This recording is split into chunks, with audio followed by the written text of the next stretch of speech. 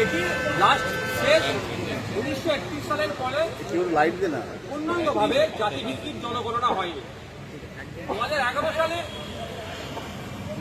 এই জাতিভিত্তিক জনগণনা তথা আর্থসামাজিকভাবে মানুষ কোন জায়গায় আছে এটা হলেও 2014 সালে বিজেপি সরকার আসার পরে এই রিপোর্ট পাবলিশ তারা করেন। আর পশ্চিমবাংলার 2014-15 অর্থবর্ষে সেন্সাস হয়েছিল। বর্তমান সময়ে পশ্চিমবাংলার এবং দেশের ক্ষেত্রে জাতিভিত্তিক জনগণনা অত্যন্ত জরুরি বলে মনে করেছি। সেই জন্য পশ্চিমবাংলা সরকারের ভারপ্রাপ্ত মন্ত্রী মহাশয়ের কাছে আমি উল্লেখ করবে তাকে আবেদন রেখেছি যে অবিলম্বে জাতিভিত্তিক জনগণনা করা হবে।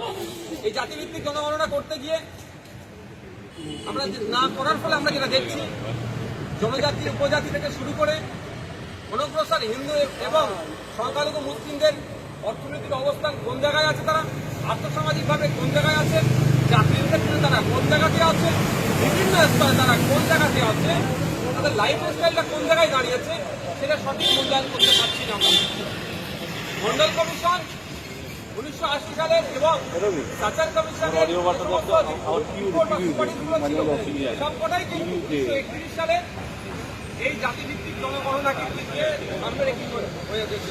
প্রায় 100 বছর হতে চলেছে, এখনো যদি জাতিভিত্তিক জনগণনা না হয় পশ্চিমবাংলা সহ দেশের মানুষ কোন পর্যায়ে আছে আমরা জানতে পারছি না। ইতিপূর্বে বিহার, আন্ধ্রপ্রদেশ এবং কর্ণাটকা স্টেট তারা স্ব উদ্যোগে জাতিভিত্তিক জনগণনা করছে। পশ্চিমবাংলা সরকার যাতে করে সেই জন্য আজকে মেনশন করবে এটা উল্লেখ করে